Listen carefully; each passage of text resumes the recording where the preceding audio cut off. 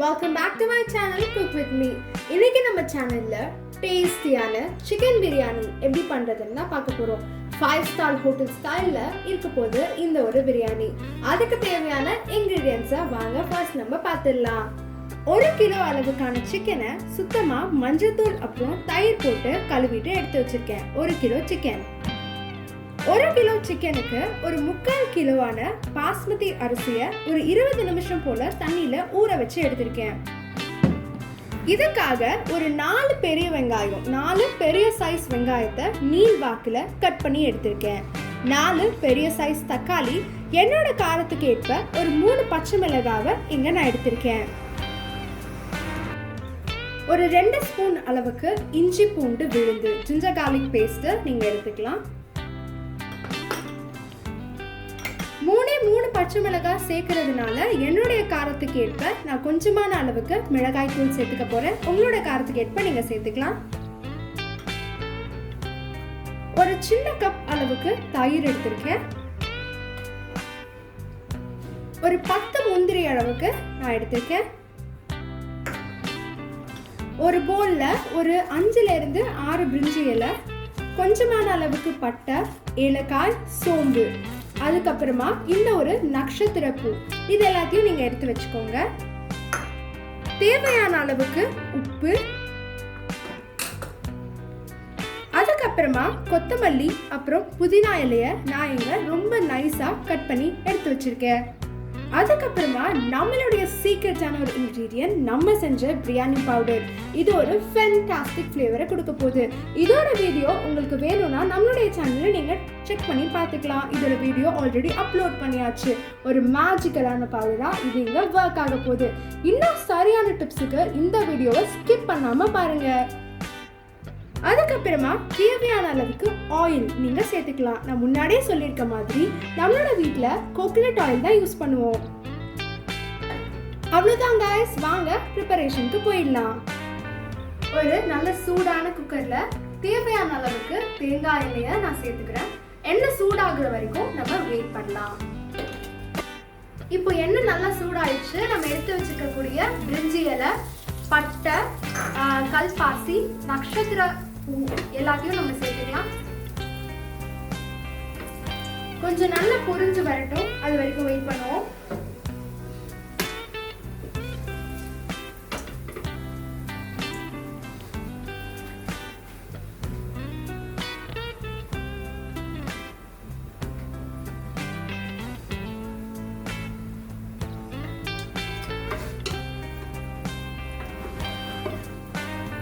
நல்லா பொரிஞ்சு வந்தோடனே இது கூட நம்ம எடுத்து வச்சிருக்கக்கூடிய அந்த 3 பச்சை மிளகாயை சேர்த்துக்கலாம். அடுத்ததா கட் பண்ணி வச்சிருக்கக்கூடிய 4 பெரிய வெங்காயத்தை இது கூட சேர்த்துக்கிறேன்.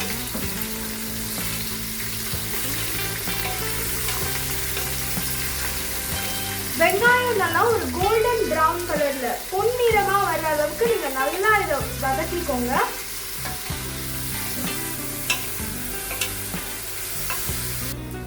இப்போ கண்ணாடி பதத்துல இருந்து நல்ல ஒரு பொன்னிறமா மாறிட்டு இருக்கு. இந்த ஒரு பதத்துல நம்ம இஞ்சி பூண்டு விழுத ஒரு 2 டேபிள் ஸ்பூன் அளவுக்கு சேர்த்துக்கலாம். சேர்த்துட்டு இந்த இஞ்சி பூண்டு விழுதோடைய பச்சை வாசனை போற அளவுக்கு நம்ம நல்லா வதக்கி எடுத்துக்கணும்.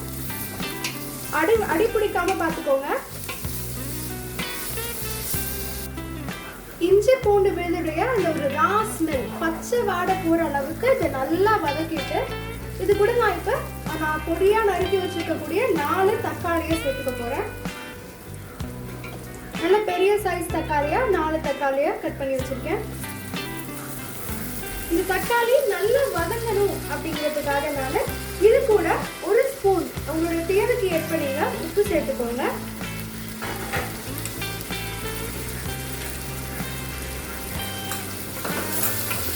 தக்காளி நல்லா தோல் தனியா பிரிஞ்சு வர அளவுக்கு நீங்க இதை நல்லா வதக்கிக்கணும். அதுதான் டேஸ்ட்டை நல்லா என்ஹான்ஸ் பண்ணும். இப்போ இந்த பதம் வர்ற வரைக்கும் நீங்க தக்காளியை வதக்கி எடுத்துக்கணும். அடுத்ததான் நம்ம இது கூட அரைச்ச முந்திரி பருப்பும் சேர்த்துக்கலாம். இல்லை நம்ம குழந்தைங்களுக்கு கடிச்சதை சாப்பிட பிடிக்கும் அப்படின்னா நீங்கள் இந்த மாதிரி முந்திரியை 2 உடச்சும் நீங்கள் சேர்த்துக்கலாம். நல்லா மிக்ஸ் பண்ணி விட்டுக்கோங்க.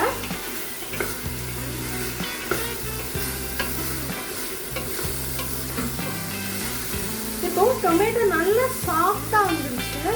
இந்த ஒரு ஸ்டேஜில் நம்ம ஒரு 2 ஸ்பூன் அளவுக்கு காரத்துக்கு ஏற்ப மிளகாத்தூள் சேர்த்துக்கலாம். நான் வந்து கலருக்காகவும் காஷ்மீர் மிளகாத்தூள் யூஸ் பண்ணியிருக்கேன். அதுக்கப்புறமா நம்ம பிரியாணியோடைய பவர் இன்கிரீடியன்ட்டான பிரியாணி பவுடர் நம்ம செஞ்சது இது கூட சேர்த்துக்கலாம். 2 ஸ்பூன் சேர்த்துருக்கேன்.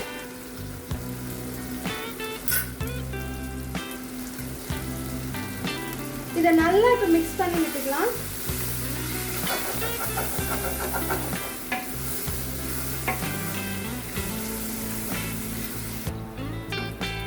இப்போ இந்த மாதிரி ஒரு ஸ்டேஜ்ல நம்ம எடுத்து வச்சிருக்கக்கூடிய 1 கிலோ சிக்கனை இது கூட நான் ஆட் பண்ணிக்கிறேன். நல்லா சுத்தமா கழுவிட்டு எடுத்து வச்சுக்கணும். இப்போ நம்ம நல்லா மிக்ஸ் பண்ணி விட்டுருவோம்.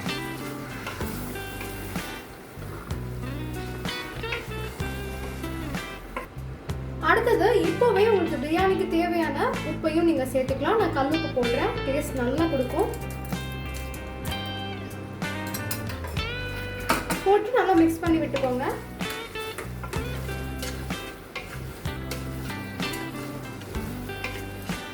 இந்த ஒரு ஸ்டேஜ்ல நம்ம எடுத்து வச்சிருக்கக்கூடிய 1 கப் அளவுக்கு தயிரை நான் இது கூட சேர்த்துக்கிறேன். இது ஆக்சுவலா வீட்டு தயிர்.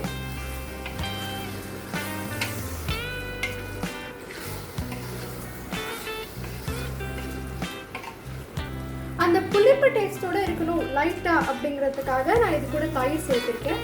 உங்களுக்கு வேணும்னா நீங்க லெமன் கூட சேர்த்துக்கலாம். தயிரில் இருக்கக்கூடிய லாக்டோபாசிலஸ் உங்களுடைய கட்டோட ஹெல்த், அதாவது உங்களுடைய குடலோட ஹெல்த்தை வந்து ரொம்பவே பாதுகாக்கும்.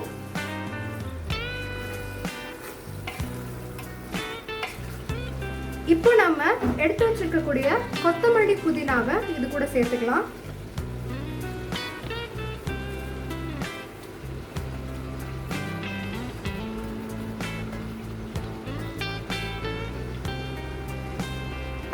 சேர்த்துட்டு இதையும் நல்லா மிக்ஸ் பண்ணிக்கலாம். இந்த புதினா பார்த்தீங்கன்னா நல்ல ஒரு அரோமாவையும் டேஸ்டையும் நம்ம பிரியாணிக்கு கொடுக்கும். நான் இப்போ செஞ்சிருக்கக்கூடிய இந்த பிரியாணியோட அளவு பார்த்தீங்கன்னா 6ல இருந்து 7 பேர் வரைக்கும் சாப்பிடலாம். நல்லா மிக்ஸ் பண்ணிக்கலாம்.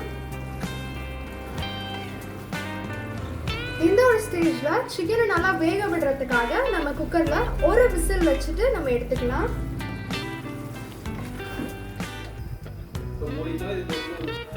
இப்போ 1 விசில் வர வரைக்கும் நம்ம வெயிட் பண்ணலாம்.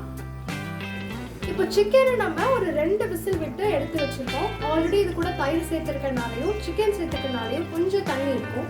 தண்ணி இருக்கிறதுனால நம்ம எந்த கப்ல அரிசி எடுத்தோமோ அதே கப்ல ஒரு 1.25 கப் அளவுக்கு தண்ணி இது கூட சேர்த்துக்கலாம். ஸோ நான் இதில் தான் வந்து மெஷர் பண்ணியிருக்கேன். இதை வச்சே நான் 1.25 கப் அளவுக்கு தண்ணியை சேர்த்துக்கிறேன்.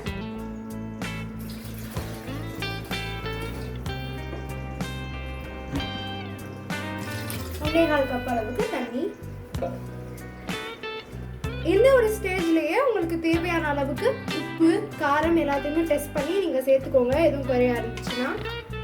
இப்போ நான் இது கூட எடுத்திருக்கக்கூடிய அரிசியை நான் இது கூட சேர்த்துக்கிறேன்.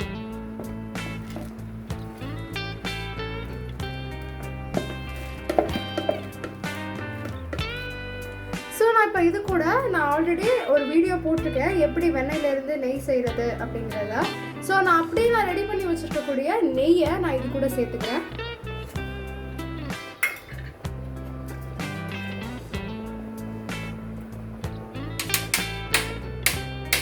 ஒரு ஸ்பூன் அளவுக்கு நான் இது கூட நெய் சேர்த்துருக்கேன். இப்போ நம்ம குக்கரில் 1 விசில் அளவுக்கு நம்ம வச்சுக்கலாம்.